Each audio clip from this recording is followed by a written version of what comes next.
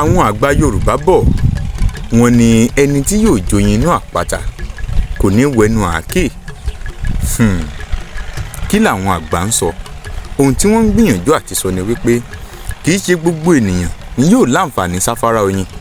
Àwọn kan wà tó jẹ́ wípé kí wọ́n tó joyin inú ayé wọ́n ò là nǹkan kọjá.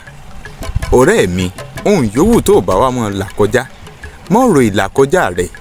Oyin tó wà níwájú rẹ̀ ó ní kó wò, torí ó ṣeé ṣe bó bá wẹnu àáké eyín ohun tó ń là kọjá tàbí ohun tí oyin tó fẹ́ jẹ ń gbà lọ́wọ́ rẹ̀, ó ṣeé ṣe kó mọ̀ débi tó yin wà.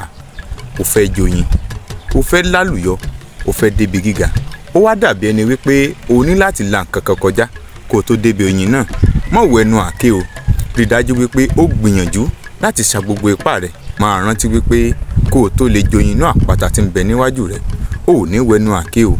Ó tẹ̀pẹ̀lẹ̀ mọ́ṣẹ́, ó sì tẹ̀síwájú. Olúwagbémiga ọmọ Babáyẹmí lórúkọ tèmi. Ẹ tẹ̀lé mi níkànnì Olósan Babs fún àtúpalẹ̀ òwe ní gbogbo ọjọ́ ọjọ́rú ọ̀sẹ̀. Títí dìgbà míì, ó dàbọ̀.